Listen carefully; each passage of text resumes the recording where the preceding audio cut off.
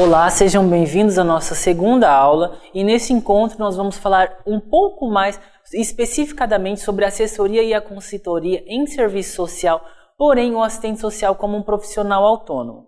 Nós sabemos que o serviço social ele se constitui enquanto um trabalho voltado para a humanidade.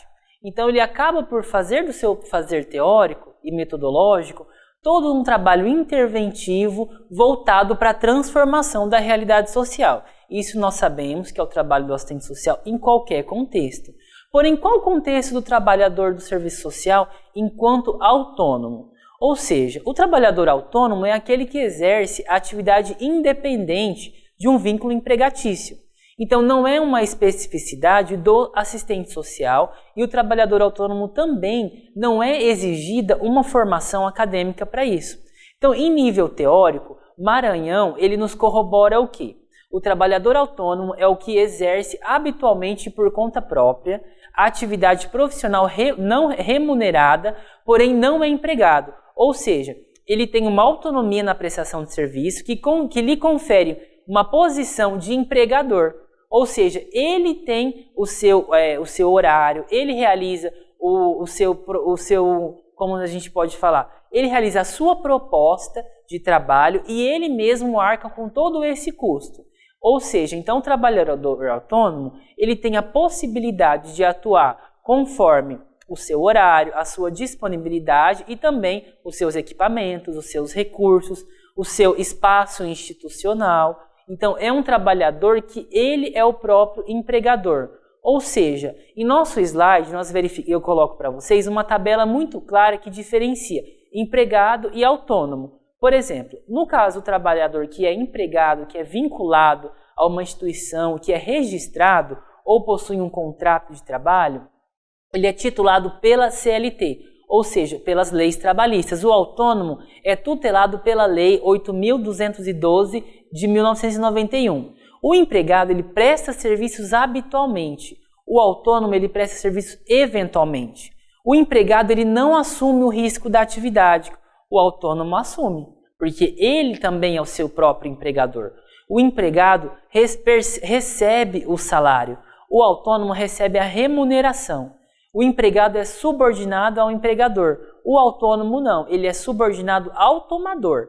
Então, Leandro, o autônomo tem vários empregadores? Não é que ele tem vários empregadores, ele presta serviço, vamos supor, para uma política pública, para uma secretaria ou para uma empresa, então ele acaba se vinculando de certa forma àquela pessoa. É como eu vender um serviço. Vamos lá, eu vou reformar a minha casa e eu contrato um arquiteto.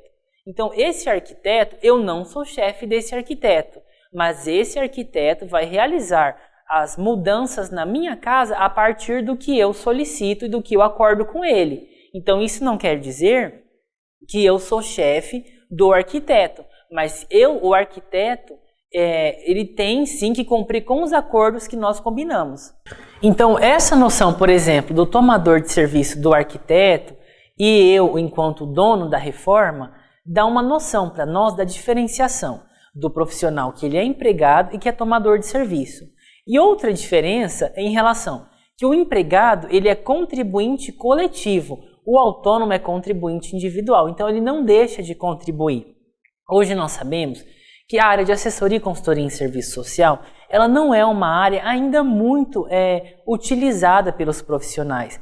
Então, até a sua questão de pesquisa, referencial teórico ainda tem sido desenvolvida. Porém, nós não podemos deixar de destacar que a nossa formação profissional, no nosso código de ética, já nos outorga também a possibilidade de ser um profissional autônomo. No nosso código de ética está muito claro. Então, isso, com certeza, nos dá outra possibilidade de atuação. Porque o que acontece? Às vezes, um profissional ele consegue um rendimento financeiro muito maior prestando assessoria e consultoria do que um trabalho registrado em CLT, do que um concurso público. Isso varia muito da expertise desse profissional. Tem profissionais que dominam algumas áreas específicas que outros não dominam esse saber. Principalmente no serviço social, quantas são as possibilidades de atuação? Eu, por exemplo, que atuo mais na área da educação, Qual o meu conhecimento na área da saúde, do serviço social? Será que aquele profissional que se dedicou, que estudou muito durante anos sobre a atuação na saúde, eu vou conseguir superá-lo? É óbvio que não. Será que esse profissional que sempre teve um enfoque na área da saúde vai ter o mesmo saber que eu tenho na área educacional, de formação, na área voltada para projetos sociais voltados a cunhos educativos, socioassistenciais? Não vai ter o mesmo saber. E isso não quer dizer que nós somos limitados, muito pelo contrário. Quer dizer que nós nos debruçamos as legislações daquela área respectiva, nós nos debruçamos sobre as teorias daquela área, nós tornamos experts daquela atuação profissional. Isso tem muito a ver com o nosso fazer profissional. E isso é uma potencialidade do serviço social, não é uma limitação. Porém, é muito importante ratificar que enquanto nós estamos atuando como profissional autônomo e liberal, nós não nos despimos de todo o nosso compromisso ético-político. Ah, mas eu sou um profissional autônomo, eu não estou vinculado a uma instituição, eu não estou vinculado ao poder público, mas você é um profissional autônomo que tem a formação em serviço social. Então você, de modo algum, pode realizar uma assessoria, uma consultoria em serviço social, se desvinculando do projeto ético-político, do nosso código de ética, de toda a formação que você recebeu enquanto profissional de serviço social, porque você está inserido em uma identidade coletiva. Embora você tenha uma atuação que seja particularmente autônoma, independente, que você desempenhe a sua prática sozinho ou sozinha, você está inserido em uma classe de trabalhadores que está embasado em um código de ética, em uma formação profissional, com compromissos sociais assumidos. Então, isso não pode se desvincular da sua prática enquanto consultor, assessor, enquanto um profissional autônomo do serviço social. Então, essa é a mensagem que eu quero deixar para você nessa videoaula. Então, você precisa se debruçar sobre os instrumentos técnicos do serviço social, você precisa se debruçar de todo o referencial, de todas as legislações. É claro que se eu vou prestar uma assessoria em uma instituição que é voltada para a área da saúde, eu vou ter que dominar todo aquele caráter que vincula a ação daquela instituição na área da saúde. Mas eu não vou desvincular a minha ética profissional. Eu não vou me desassociar de todo o compromisso que a nossa classe já desenvolveu para que nós chegássemos hoje no patamar de reconhecimento que nós temos.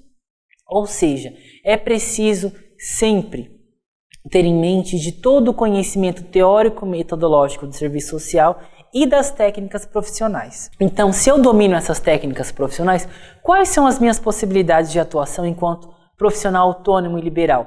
Nós sabemos hoje que as diferentes instituições podem ser desenvolvidos trabalhos socioassistenciais. Então, por exemplo, no setor público, muitas secretarias municipais contratam assessoria do assistente social para dar o viés da política pública, porque nós sabemos que a política pública está sempre se transformando, sempre se atualizando. Da mesma forma, no terceiro setor, que se é uma instituição que desenvolve atividade socioassistencial, ela tem que estar legislando dentro das legislações das políticas públicas, porque ela entra como prestadora de serviço.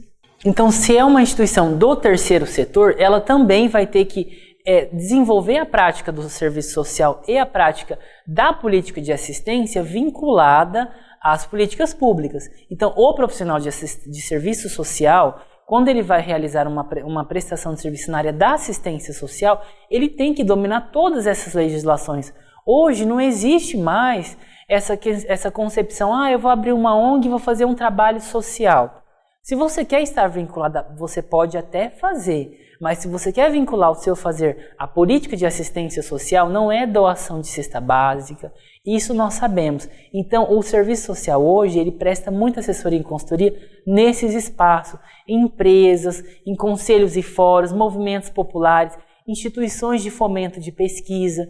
Ou seja, hoje o serviço social, ele abriu uma área muito vasta de atuação voltada para assessoria e consultoria em serviço social, para o trabalho autônomo. E nas próximas aulas nós iremos trabalhar cada área dessa possibilidade de atuação, pelo menos algumas, pois são muitas, para nós termos um olhar mais voltado para esse trabalho enquanto profissional autônomo. E eu convido você a refletir nas suas possibilidades.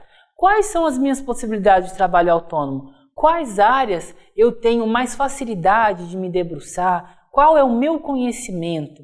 Em que eu posso contribuir enquanto um profissional autônomo? Então eu te convido a fazer essa reflexão para nas próximas aulas você identificando, Leandro, eu acho que eu sou melhor na área da saúde, eu acho que eu me identifico mais com o setor empresarial, não, eu me identifico mais com os movimentos sociais.